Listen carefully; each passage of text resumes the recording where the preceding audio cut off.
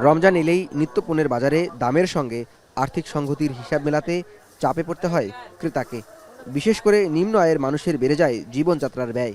তাদের কথা ভেবেই স্বল্প মূল্যে নিত্য প্রয়োজনীয় পণ্য বিক্রি করছে রাষ্ট্রায়ত্ত প্রতিষ্ঠান টিসিবি।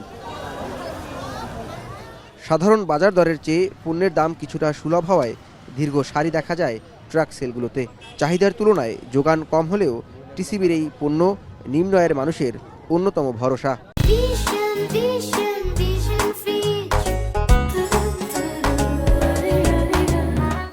সরকারি ন্যায্য পণ্য এখান থেকে নিলে এখানে এত সুবিধা, একটু কম মূল্যে বা অল্প টাকায় বেতার জিনিস পাওয়া যায়। বাজারে যে দাম আছে তার 3 ভাগ কম।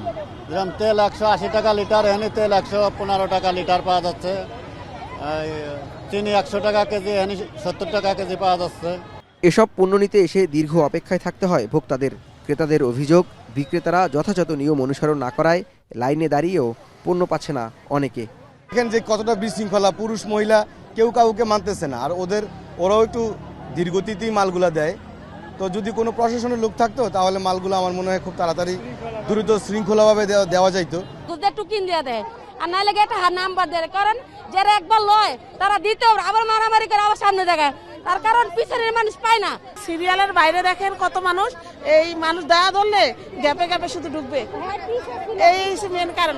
যদিও টিসিবির ট্রাক সেলারদের পাল্টা অভিযোগ ক্রেতাদের দিকে, আবার পণ্য স্বল্পতার কারণে চাহিদা মেটানো সম্ভব হচ্ছে না বলেও দাবি তাদের। টোকেন দিছি, মাল দিতেছি পুরুষ লোক, মহিলাদের অবস্থা দেখেন, মহিলারা কিভাবে সিরিয়াল ভঙ্গ করে। এই জন্য মহিলাদের জন্য মাল দেওয়া অসম্ভব হইতেছে। আমাদের কাজ আমরা চলতেছে। যে পরিমাণ চাহিদা সেই অনুযায়ী 400 প্যাকেজ মাল কিছুই না। আপনারা লাইন দেখেন, সকাল থেকে 400 প্যাকেজ মাল নিয়ে আমরা প্যাকেজ করতেছি, অলরেডি প্রায় 1000 লোকাল লাইন আছে। পুরো রমজান মাস জুড়েই চলবে টিসিবির নিয়মিত ট্রাক সেল কার্যক্রম।